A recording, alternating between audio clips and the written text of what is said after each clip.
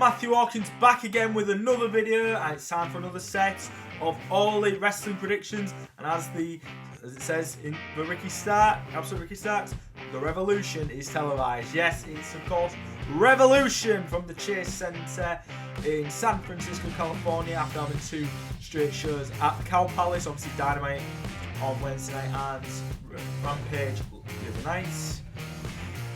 And well, the build's been quite the build, hasn't it, for Revolution? I don't even know what to say anymore when it comes to these introductions other than, well, it's Revolution, and I'm doing the usual random and picking and choosing because it tends to work for me now, doesn't it? So I think, do I need to say any more? Let's get on with it, shall we? Right. So which match to start? How about the 0 Hour match? Of course, the pre-show, there is one match, and it's a tag team match, a 6-man tag team match, if that, as Mark Briscoe and the Lucha Brothers face Ari Daivari and the Varsity Athletes. Hasn't it been great to see Mark Briscoe on AEW programming? Obviously, come from tragic circumstances, the death of his brother Jay earlier this year. That was obviously very tragic. I'm glad to see he's on AEW, and it's just so great. And for that, I'm going to go with Mark Briscoe and the Lucha Brothers on this one. Right, I believe that's a 1-0 hour match. So let's get to the actual pay-per-view, and we'll start with the last burial, whatever that is, whether that's a buried alive match, a no holds barred, just a way to say a no holds barred match, or just this is the last match between them as Jungle Boy Jack Perry faces Christian Cage. And well, the way this has been built up, I think personally Jungle Boy should win this one, and for that I'm going to go with Jungle Boy on this one. I think it makes a lot more sense given what Christian built for Christian Cage, just to get his comeuppance. So for that I'm going to go with Jungle Boy.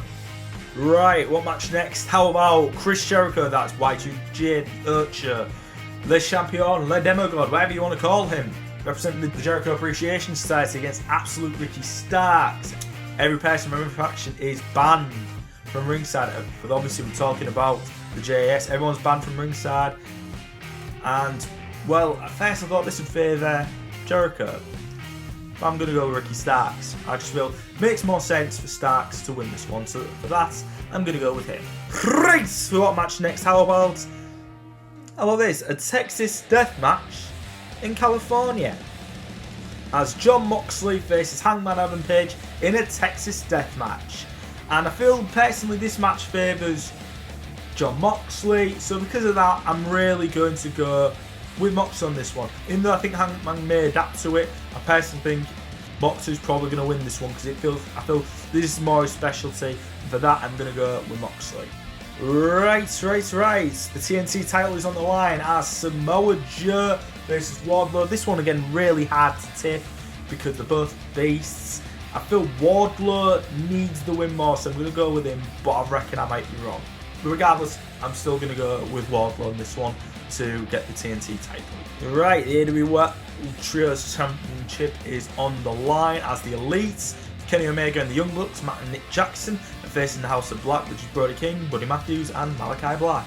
I just have the feeling really the Elite are going to win this one, so for that I'm going to go with the Elites. The Elites, the Elites, the Elites, the Elites.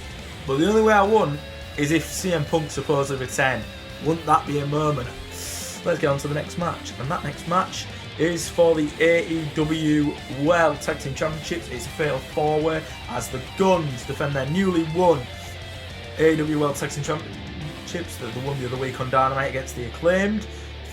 Who also in this match, the Acclaimed will be facing Jay Lethal and Jeff Jarrett, and also the team of Danhausen and Orange Cassidy. For me, it's going to be a toss-up between the Acclaimed and Danhausen and Orange Cassidy. It is really tough between them two. Please, Danhausen, do not curse me. Scissor me, daddy ass! The Acclaimed will once again arrive and regain the AEW World Tag Team Championships. Right, next match, it's a triple threat for the AEW Women's World title as Jamie Hayter faces Ruby Soho and Saraya, and well, I feel safer going with Hayter, if I'm being honest. Though, I feel the only way she won is if Britt Baker turns on her and that sets up their kind of feud. That's the only way I could see that not happening, but I'm still going to go with Hayter for now.